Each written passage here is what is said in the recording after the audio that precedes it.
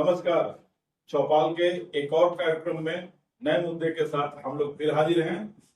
हमारे साथ रोज की तरह और सारथी जी नमस्कार। जनसुराज से और पंकज कुमार जी जनसुराज से आप लोग का स्वागत है। हम लोग आज एक नए मुद्दे पर फिर से बात करेंगे। मुद्दा नया नहीं है, मुद्दा जनसुराज का ही है। 5 लोग का थंब लाइन है।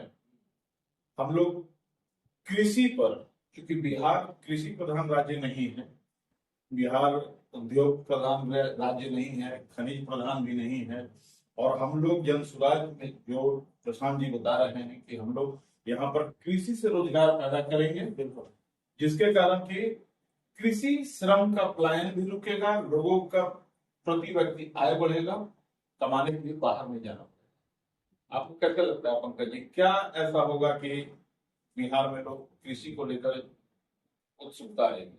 देखिए, यहाँ जो कृषि लोग करता है, जो करने वाले लोग हैं उनके पास जमीन नहीं है। आज जिनके पास जमीन है वो खेती करते नहीं है। एक बात। दूसरा बात है कि खेती के समय में ही लोग यहाँ आता है, नकदी पैसा उसके पास नहीं रहने के चलते जब कटाई या बुआई का समय आता है तभी वो लोग बिहार आता है और नकदी कमाने के लिए बाहर में चला जाता है मजदूरी करने। तो वही प्रशांत जी बता रहे हैं कि आपको नकदी फसल के द्वारा नकदी रुपया आपके पास कैसे आएगा, ऐसा खेती हम बनाएंगे और ऐसा बिहार में हम व्यवस्था दें। नहीं तो ठीक है, लेकिन जब यहाँ पर कृषि योग्य जमीन ही बहुत कम है। नहीं, कृषि योग्य जमीन बहुत है जी। 55 लाख हेक्टेयर जमीन पर हमारे यहाँ पैदावार होती है, जिसमें मात्र 2 लाख हेक्टेयर पे नकदी फसल की खेती होती है। बाकी जो पारंपरिक खेती हमारे यहाँ धान, गेहूँ, मक्का जो लोग लगाते हैं 2-3 फसल क्षेत्र के हिसाब से जो उपजता है वो लोग लगाते हैं और पारंपरिक खेती करते हैं। खेती भी ऐसा करते हैं जो खाने वाली खेती, वो इतना ही उपजा पाते हैं। खाने वाला मतलब जो घर में रोज खाने के लिए चावल दाल गेहूँ हो जाए, बस बन जाए, बस और थोड़ा प्याज मिल गया उसके साथ जी, बस उतना ही बचे। तो इनका जो दूरदर्शिता है किसान को लेकर के बिहार के संबंध में ये देखिए, हमारे यहाँ कुछ है तो नहीं जी। तो अगर कृषि को ही उन्नत बना दिया जाए तो कम से कम वहाँ पे हम रोक सकते हैं अपने श्रम जो श्रमिक जो है। तो इस पे जो बात हो रही है कि अभी पहले कमाने वाली जो खेती करेंगे हम, इस पे जनसुराज जो है बोलता है कि हम इसको श्रमिक हम खुद देंगे। तो श्रमिक कैसे देंगे? मनरेगा से इसको जोड़ देंगे। तो अभी जो श्रमिक जा रहे हैं बाहर खेती करने या दूसरे जो जा रहे हैं काम करने के लिए, तो वो रुक जाएंगे हमारे यहाँ। जो हमारे बंधु लोग जो किसान लोग हैं वो अपना रोपनी करके और भाग जाते हैं कि भैया पैसा कमाने के लिए बाहर जाना है, वो भी रुकेगा अगर उनको ये बाहर से जो वो पैसा भेजते हैं जी। जैसे यहाँ पर रोपनी कर लिए, कटनी कर लिए, मतलब धान गेहूं और दाल का व्यवस्था हो गया, थोड़ा प्याज का व्यवस्था हो गया। बाहर से जो कमा कर वो भेजते हैं वो भी दैनिक भोजन में ही इस्तेमाल होता है, मसाले के रूप में, तेल के रूप में, तमाम चीजों के लिए। चावल और दाल अगर हो रहा, चावल और गेहूं हो रहा है तो फिर दाल चाहिए ना, दाल चाहिए, सब्जी चाहिए ना, अचार तो चाहिए, प्याज तो चाहिए, दाल को छौंकने के लिए जीरा चाहिए, उसको कमाने के लिए जा रहे हैं। प्रशांत जी की नजर ऐसे ही लोगों पर है, इन्हीं सब तरह के लोगों पर है। पहले कंसंट्रेशन जो है प्रशांत जी का इसी पे है, और इसी वजह से है कि जो मसालों की खेती है, बहुत से अब शहर में सुना होगा फूल लोग उगाते हैं। हाँ, फूल उगाते हैं। ठीक है, उस तरह की खेती हमारे यहाँ कहाँ है? हमारे यहाँ पारंपरिक खेती है। अगर हमारे यहाँ मसाला उपजेगा, सब्जी उपजेगा, फूलों की खेती होगी, फलों की खेती होगी, ठीक है, तो वो सब हमारे यहाँ का कैश क्रॉप है। अभी तो जितना भी ज्यादातर फल जो है वो आपको बाहर से आ रहा है, सब्जियां भी बाहर से आ रही हैं, मछली भी आपको बाहर से आ रहा है। इसी सब पर जोर दिया जा रहा है। जैसे केला हमारे यहाँ तो 3 जिला जो है, वैशाली है, समस्तीपुर है, छपरा का कुछ हिस्सा सोनपुर है, उसमें केला का बढ़िया खेती होता है। एक बात, लीची है, आम है, हमारे यहाँ बिहार में भागलपुर का इलाका, मुजफ्फरपुर का इलाका, इस सब में आम का भी खेती, दरभंगा मधुबनी में मछली पालन के लिए। सही। तो इसलिए क्षेत्रवाद जो जिस क्षेत्र में, जैसे अभी जो तो ये सब पारंपरिक हो गया। हाँ। क्योंकि लीची अगर है मुजफ्फरपुर और उस मतलब एरिया में, तो वो तो सीजन में ही होगा। बिल्कुल बिल्कुल। बाकी का समय आपका खेत का जमीन जो है वो खाली पड़ा हुआ है। और ये समझना होगा ना कि वो नगदा है, तो वहां पर ये अमरूद है। हाँ। अमरूद वैशाली में अमरूद भी होता है, हाँ, छपरा से अमरूद भी आता है, बढ़िया प्रजाति का अमरूद, अब महंगा बिकता है। अभी पटना में जो बड़ा बड़ा प्रजाति का अमरूद आप देख रहे हैं वो छपरा वैशाली का है और 100 रुपए किलो बिक रहा है। तो नगदा है। अब 5 साल में ऊपर पेड़ तैयार हो जाता है, फल देने लगता है, हाँ, हाँ। तो उसका भी खेती करके किसान वही इसी चीज को ही किया जा रहा है ना कि अगर व्यवस्था बन जाती है तो कृषि को इतना उन्नत कर देना है बिल्कुल बिल्कुल। कि अच्छा कृषि उन्नत अगर हुआ ना तो आपका हर चीज मतलब आपका पढ़ाई लिखाई घर में पैसा होगा। बिल्कुल। और देखिए अभी क्या है कि कमाने के लिए जो हमारा खुद का किसान है हाँ, वो कहीं और जा रहा है काम करने। कहीं और ज्यादा अगर हम बात कर रहे हैं स्वरोजगार की, जी तो ये एक परंपरा शुरू होगी स्वरोजगार का, जी जिसमें आप खेती तो अपना कर ही रहे हैं, कैश क्रॉप अगर आपको होने लगता है जी तो वो पैसा आपको तुरंत मिला, जी। तो आपको उसके लिए बाहर नहीं जाना, मतलब कृषि को भी एक उद्योग की तरह देखें, उद्योग की तरह ही देखना होगा। देखना होगा। हमारे यहाँ कमी नहीं है, बहुत से ऐसे भी एरियाज हैं जहाँ पर बाढ़ आता है, मान लीजिए 3 महीना में बाढ़ का पानी खत्म खत्म हो जाता है, तो 9 महीना तो खाली है वैसा लैंड, लेकिन जगह तो खाली है, वो फ्लडेड लैंड जो होता है बहुत रिच वो होता है। बहुत रिच होता है, उसमें फर्टिलिटी रेट बहुत ज्यादा पड़ जाता है।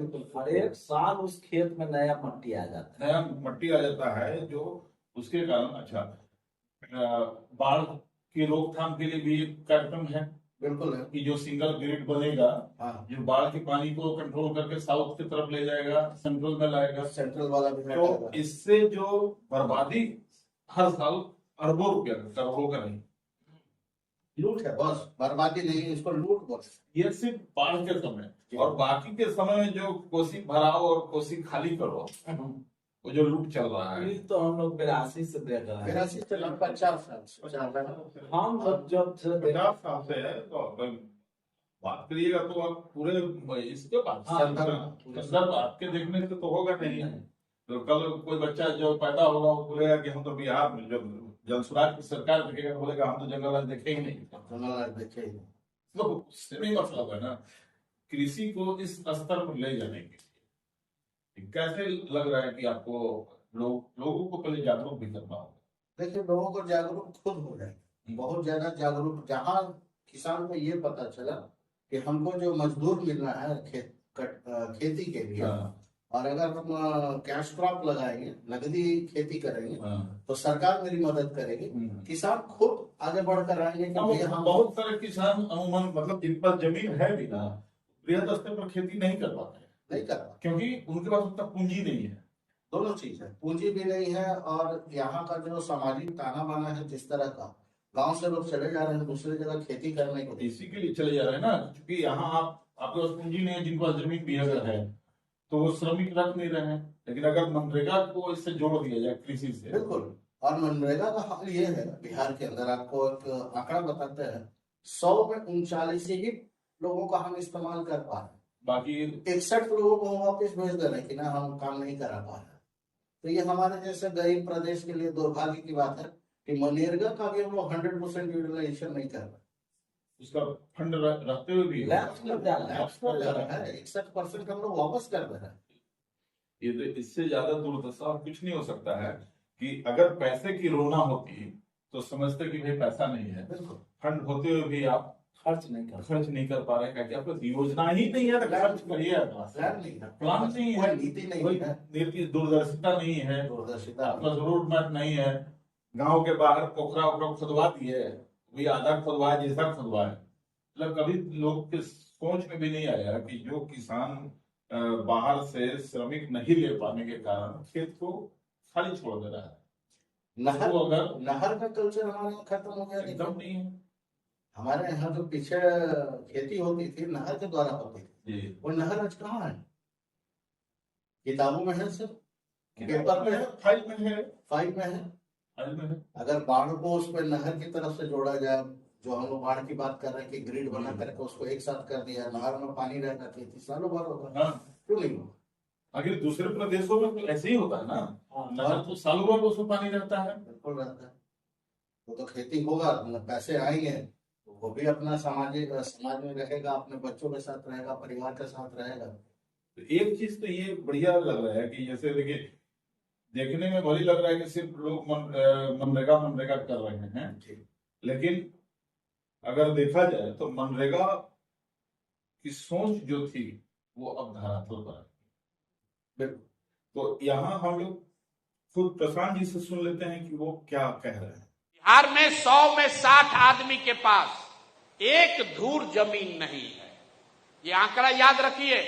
यहां समाजवाद का बात लोग करते हैं, सामाजिक न्याय की राजनीति होती है, लेकिन बिहार में 100 में 60 आदमी उसके पास 1 इंच जमीन नहीं है। देश में 100 में 38 आदमी के पास जमीन नहीं है, लेकिन बिहार में 100 में 60 आदमी के पास जमीन नहीं है। तो मनरेगा को अगर हम लोग जैसे जोड़ते हैं कृषि से, तो एक तो है कि जिनके पास जमीन है उनको श्रमिक मिल जाएगा, बिल्कुल, और उस श्रमिक का भुगतान उस खेत मालिक को नहीं करना होगा। नहीं, सरकार। तो जब उनको नहीं करना होगा तो वो और भी चाहेंगे कि खेत का जितना जमीन का हम ज्यादा से ज्यादा इस्तेमाल कर सकें। और सरकार भी चाहेगी। सरकार भी चाहेगी। देखिए, सरकार क्यों चाहेगी, बहुत सारा हमारे यहाँ जगह ऐसा है जहाँ पे हम खेती कर सकते हैं। जो अभी पंकज भाई बता रहे थे कि जहाँ हम खेती कर सकते हैं, 9 महीना 8 महीना हम प्रेम से खेती कर सकते हैं। तो अगर हम सरकार अगर उसमें फंड लगा करके और वहां पे खेती कराती, किसी को दे दिया। देखिए, ये जो पटना से सटा हुआ जो एरिया है, टाल एरिया जिसको हम लोग बोलते थे, मकानों बढ़िया था, ये दलहन का बहुत जबरदस्त खेत यहाँ तैयार होता था, जिसका कारण था कि कठुआ में अनेकों दाल मिल था, बिल्कुल बहुत दाल मिल था, सब बंद हो गया। और अभी सारा दाल मिल वहां से बंद हो गया, क्योंकि चीजों को मैनेज नहीं की, कैसे दलहन को और बढ़ावा दे, वो नहीं किया गया। बिजली का व्यवस्था सुचारू नहीं हो सका। अब डीजल और इस पर जनरेटर में कितना लोग करेंगे, और आप उसका जो देते भी हैं अगर किसानों को, तो बीत जाता है सीजन, उसके बाद देते हैं पैसा।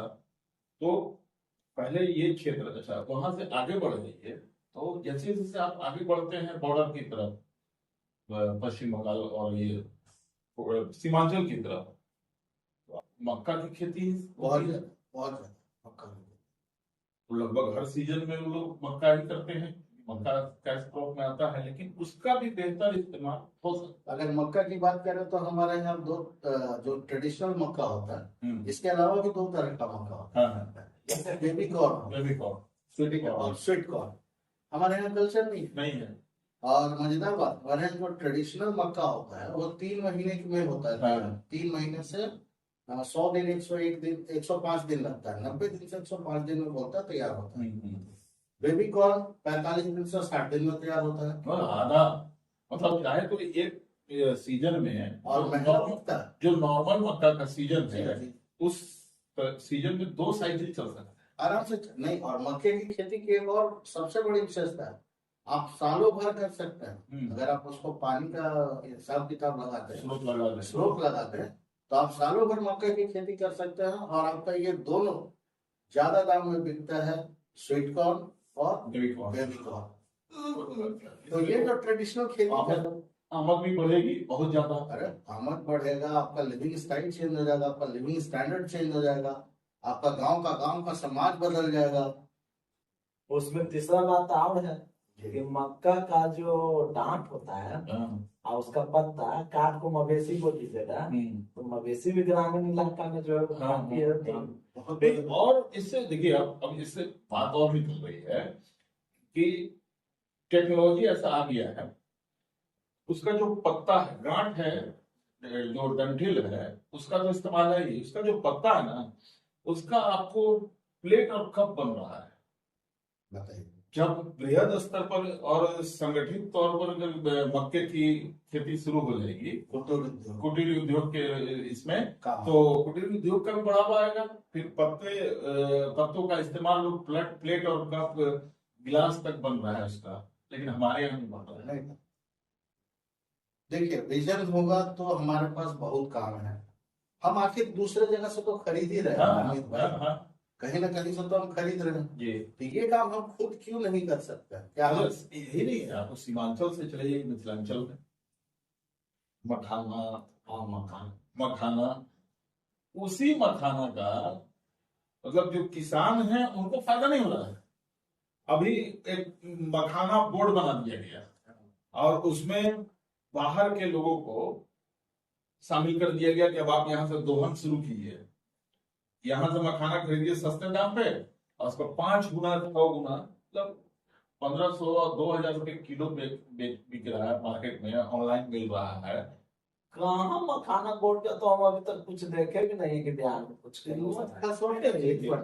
देखने नहीं है, लेकिन कागज पे हो गया ना भाई, घोषणा तो बड़े स्तर पर हुआ था। और बड़े स्तर पर हुआ, बड़े कहीं पर कहीं पर बताइए उसका कार्यालय खुल गया, लोग बैठने लगे, उस पर काम होने लगा, ऐसा तो कहीं दिखाई नहीं पड़ रहा है। हम लोग तो बिहार में डाला है। तो वही अगर जैसे अब मिथिलांचल का मखाना है, इतने पोखरा उधर तालाब, मछली पालन, मछली, आम, नहीं अगर आप उसमें भी जाएंगे मछली पालन, मुर्गी पालन, बत्तख पालन, डेयरी प्रोजेक्ट में जैसे भैया बताया कि पत्ता बहुत होता है तो मवेशी खाया, तो जिसको अगर पैसा ज्यादा मिलने लगेगा तो वो उसका दिमाग खुद चलेगा कि भाई 4 मवेशी हम रख लें घर पे, ताकि अब तो उसको खिला, उसका दूध बेचेगा, वो भी कैश क्रॉप है। हाँ, मवेशी का कल्चर खत्म हो गया है। कल्चर खत्म हो पहले हर दरवाजे पे कम से कम 1-2 गाय बैल मिल जाता था जिससे लोग खेती करते थे, इससे पता घर में चलता दूध था का भी इंतजाम होता था कि लोग किसान हैं, किसान हैं, मजबूत किसान है।